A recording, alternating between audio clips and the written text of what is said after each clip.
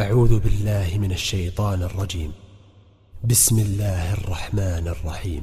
الحمد لله الذي أنزل على عبده الكتاب ولم يجعل له عوجا قيما لينذر بأسا شديدا من لدنه ويبشر المؤمنين الذين يعملون الصالحات أن لهم أجرا حسنا ماكثين فيه أبدا وينذر الذين قالوا اتخذ الله ولدا ما لهم به من علم ولا لآبائهم كبرت كلمة تخرج من أفواههم إن يقولون إلا كذبا فلعلك باخع نفسك على آثارهم إن لم يؤمنوا بهذا الحديث أسفا إنا جعلنا ما على الأرض زينة لها لنبلوهم أيهم أحسن عملا وإنا لجاعلون ما عليها صعيدا جرزا أم حسبت أن أصحاب الكهف والرقيم كانوا من آياتنا عجبا إذ أوى الفتية إلى الكهف فقالوا ربنا آتنا من لدنك رحمة وهيئ لنا من أمرنا رشدا فضربنا على آذانهم في الكهف سنين عددا ثم بعثناهم لنعلم أي الحزبين أحصى لما لبثوا أمدا نحن نقص عليك نبأهم بالحق إنهم فتية آمنوا بربهم وزدناهم هدى وربطنا على قلوبهم إذ قاموا فقالوا ربنا رب السماوات والأرض لن ندعو من دونه إلها لقد قلنا إذا شططا هؤلاء قوم اتخذوا من دونه آلهة لولا يأتون عليهم بسلطان بين فمن أظلم ممن افترى على الله كذبا وإذ اعتزلتموهم وما يعبدون إلا الله فأووا إلى الكهف ينشر لكم ربكم من رحمته ويهيئ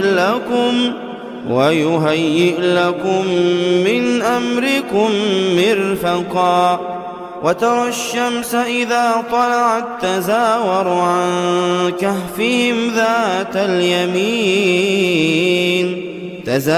عن كهفهم ذات اليمين وإذا غربت تقرضهم ذات الشمال وهم في فجوة منه ذلك من آيات الله من يهد الله فهو المهتد ومن يضلل فلن تجد له وليا مرشدا وتحسبهم أيقاظا وهم رقود ونقلبهم ذات اليمين وذات الشمال وكلبهم باسط ذراعيه بالوصيد لو اطلعت عليهم لوليت منهم فرارا ولملئت منهم رعبا وكذلك بعثناهم ليتساءلوا بينهم قال قائل منهم كم لبثتم قالوا لبثنا يوما أو بعض يوم قالوا ربكم أعلم بما لبثتم فابعثوا أحدكم بورقكم هذه إلى المدينة فلينظر أيها أزكى طعاما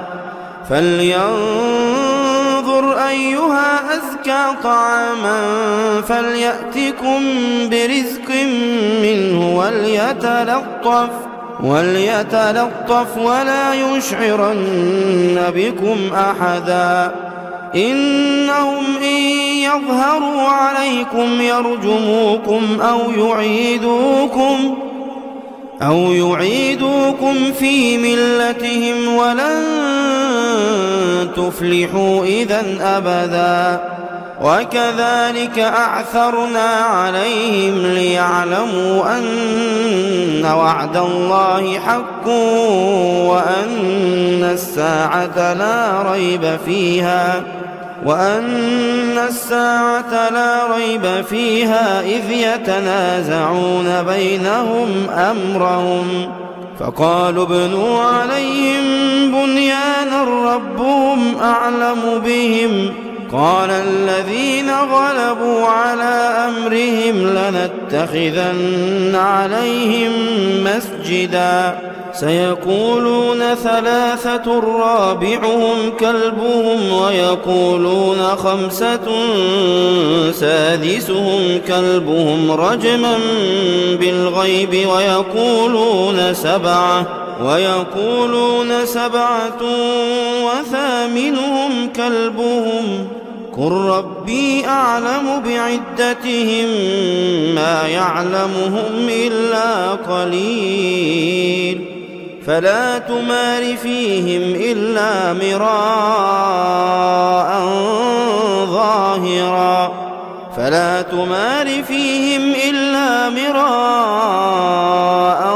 ظاهرا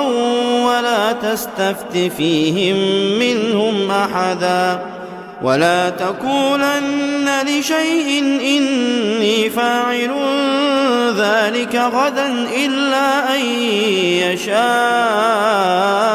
الله واذكر ربك إذا نسيت وقل عسى أن يهديني ربي لأقرب من هذا رشدا ولبثوا في كهفهم 300 سنين وازدادوا 9 قل الله أعلم بما لبثوا له غيب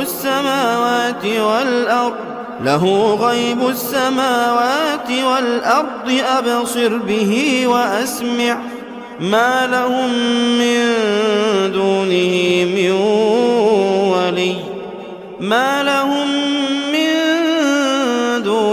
من ولي ولا يشرك في حكمه أحدا واتل ما أوحي إليك من كتاب ربك لا مبدل لكلماته ولن تجد من دونه ملتحدا واصبر نفسك مع الذين يدعون ربهم بالغداة والعشي يريدون وجهه ولا تعد عيناك عنهم تريد زينة الحياة الدنيا ولا تطع من أغفلنا قلبه عن ذكرنا واتبع هواه وكان أمره فرطا وقل الحق من ربكم فمن شاء فليؤمن ومن شاء فليكفر إنا أعتدنا للظالمين نارا أحاط بهم سرادقها وإن يستغيثوا يغاثوا بماء كالمهل يشوي الوجوه بئس الشراب وساءت مرتفقا إن الذين آمنوا وعملوا الصالحات إنا لا نضيع أجر من أحسن عملا. أولئك لهم جنات عدن تجري من تحتهم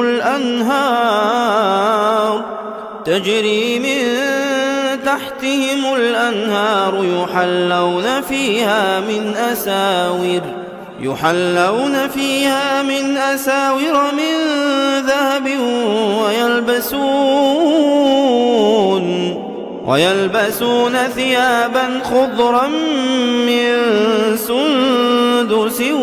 وإستبرق متكئين فيها على الأرائك نعم الثواب وحسنت مرتفقا. واضرب لهم مثل الرجلين جعلنا لأحدهما جنتين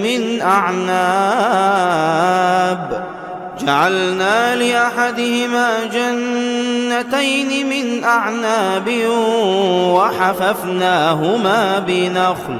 وحففناهما بنخل وجعلنا بينهما زرعا.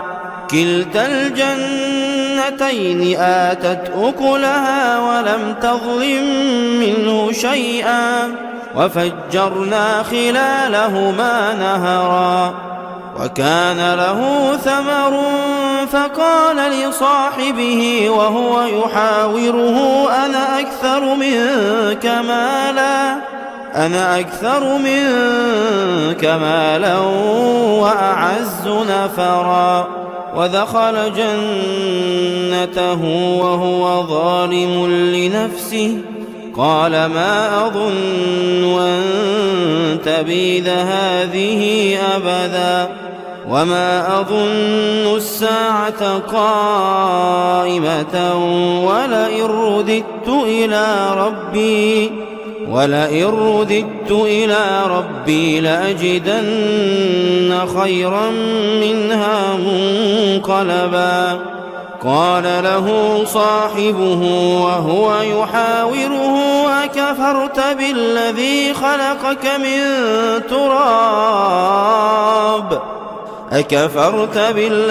خلقك من تراب ثم من نطفة ثم سواك رجلا لكن هو الله ربي ولا أشرك بربي أحدا. ولولا إذ دخلت جنتك قلت ما شاء الله لا قوة إلا بالله إن ترني أنا أقل منك مالا وولدا فعسى ربي أن يؤتيني خيرا من جنتك ويرسل عليها حسبانا من السماء فتصبح صعيدا زلقا أو يصبح ماؤها غورا فلن تستطيع له طلبا.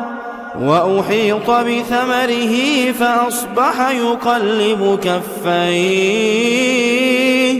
فأصبح يقلب كفيه على ما أنفق فيها وهي خاوية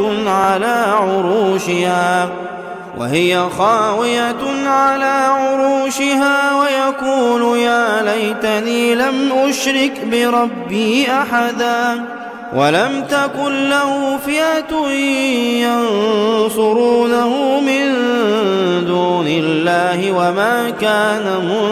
منتصرا. هنالك الولاية لله الحق هو خير ثوابا وخير عقبا.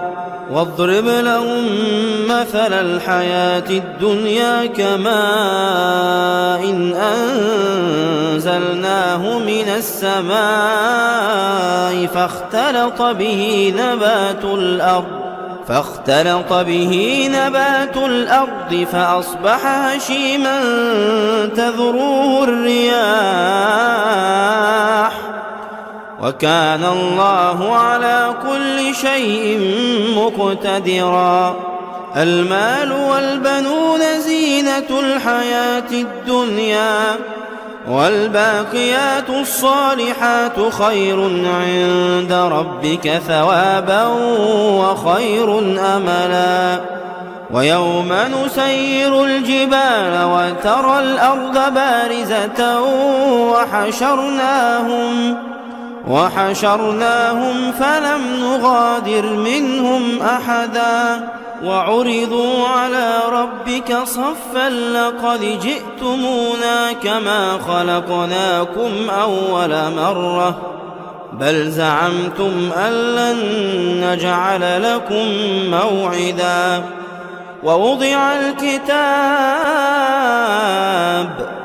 ووضع الكتاب فترى المجرمين مشفقين مما فيه ويقولون يا ويلتنا ما لهذا الكتاب لا يغادر صغيرة ولا كبيرة إلا أحصاها ووجدوا ما عملوا حاضرا ولا يظلم ربك أحدا. وإذ قلنا للملائكة اسجدوا لآدم فسجدوا إلا إبليس كان من الجن ففسق عن أمر ربه أفتتخذونه وذريته أولياء من دوني وهم لكم عدو بئس للظالمين بدلا. ما أشهدتهم خلق السماوات والأرض ولا خلق أنفسهم وما كنت متخذ المضلين عضدا. ويوم يقول نادوا شركائي الذين زعمتم فدعوهم فلم يستجيبوا لهم وجعلنا بينهم موبقا. ورأى المجرمون النار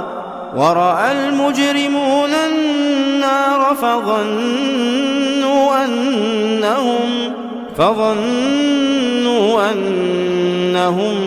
مواقعوها ولم يجدوا عنها مصرفا. ولقد صرفنا في هذا القرآن للناس من كل مثل وكان الإنسان أكثر شيء جدلا. وما منع الناس أن يؤمنوا إذ جاءهم الهدى ويستغفروا ربهم إلا أن تأتيهم سنة الأولين أو يأتيهم العذاب قبلا. وما نرسل المرسلين إلا مبشرين ومنذرين ويجادل الذين كفروا بالباطل ليدحضوا به الحق واتخذوا آياتي وما أنذروا هزوا. ومن أظلم ممن ذكر بآيات ربه فأعرض عنها ونسي ما قدمت يداه إنا جعلنا على قلوبهم أكنة أن يفقهوه وفي آذانهم وقرا وإن تدعهم إلى الهدى فلن يهتدوا إذا أبدا. وربك الغفور ذو الرحمة لو يؤاخذهم بما كسبوا لعجل لهم العذاب بل لهم موعد لن يجدوا من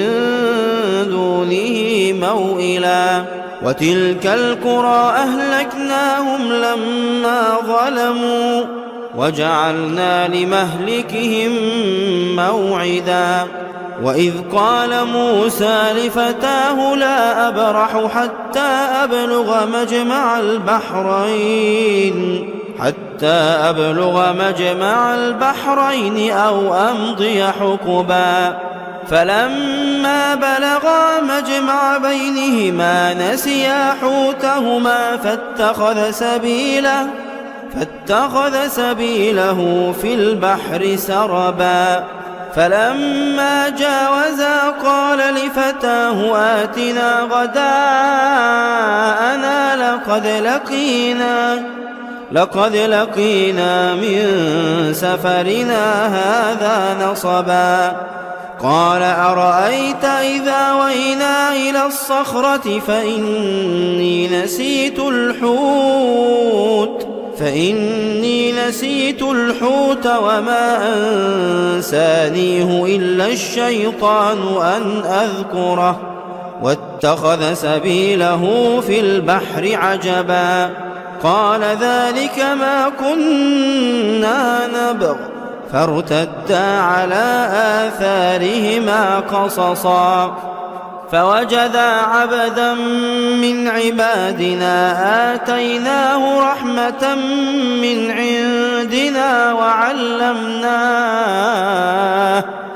وعلمناه من لدنا علما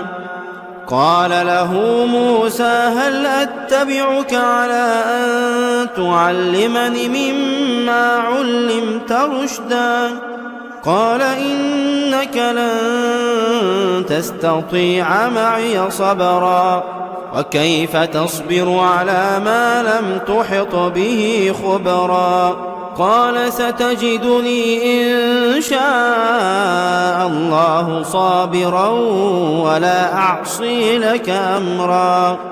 قال فإن اتبعتني فلا تسألني عن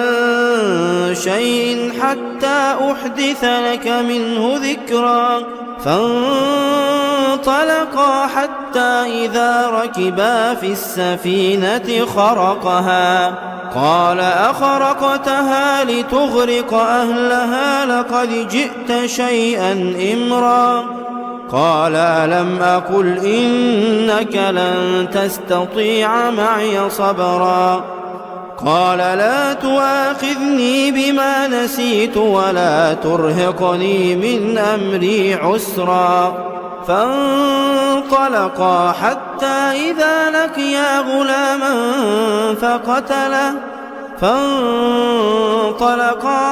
إذا لقيا غلاما فقتله قال أقتلت نفسا زكية بغير نفس لقد جئت شيئا نكرا قال ألم أقل لك إنك لن تستطيع معي صبرا قال ألم أقل لك إنك لن تستطيع معي صبرا قال إن سألتك عن شيء بعدها فلا تصاحبني قد بلغت من لدني عذرا فانطلقا حتى إذا أتيا أهل قرية استطعما أهلها فأبوا أن يضيفوهما فوجدا فيها جدارا يريد أن ينقض فأقامه قال لو شئت لاتخذت عليه أجرا قال هذا فراق بيني وبينك سأنبئك بتأويل ما لم تستطع عليه صبرا أما السفينة فكانت لمساكين يعملون في البحر فأردت أن أعيبها وكان وراءهم ملك يأخذ كل سفينة غصبا. وأما الغلام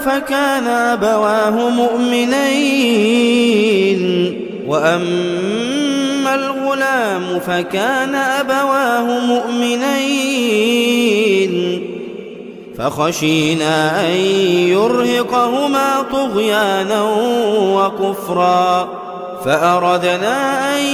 يبدلهما ربهما خيرا منه زكاة وأقرب رحما.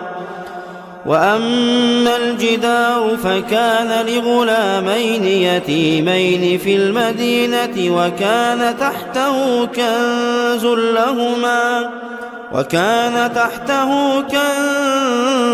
لهما وكان أبوهما صالحا فأراد ربك أن يبلغا أشدهما ويستخرجا كنزهما رحمة من ربك وما فعلته عن أمري ذلك تأويل ما لم تسطع عليه صبرا. ويسألونك عن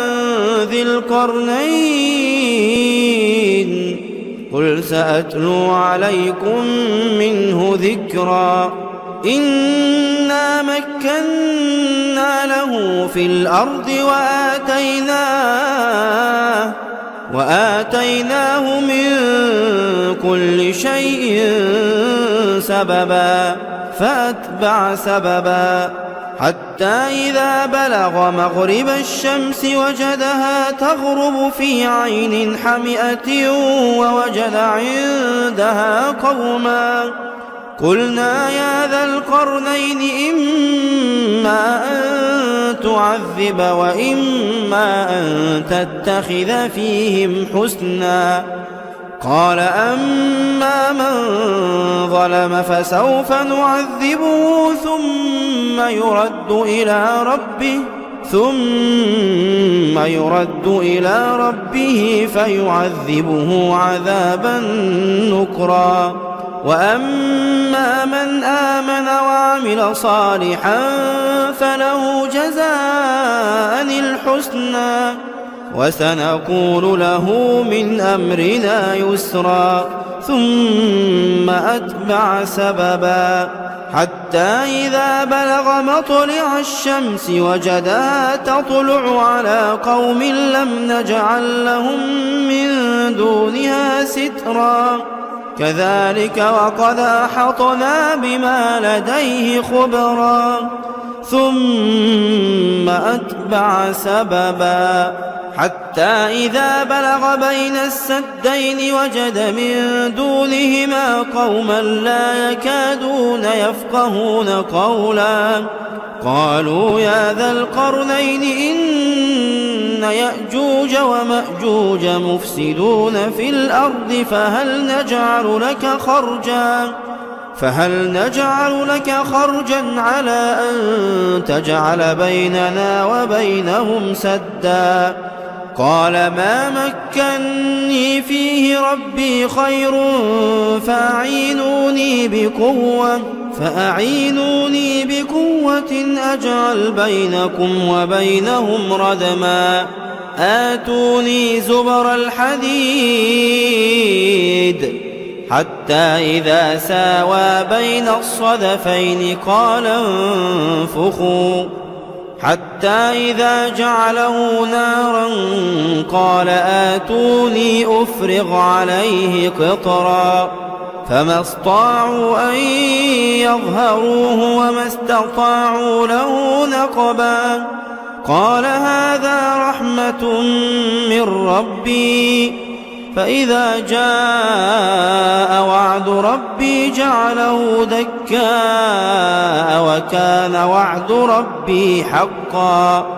وتركنا بعضهم يومئذ يموج في بعض ونفخ في الصور فجمعناهم جمعا وعرضنا جهنم يومئذ للكافرين عرضا الذين كانت أعينهم في غطاء عن ذكري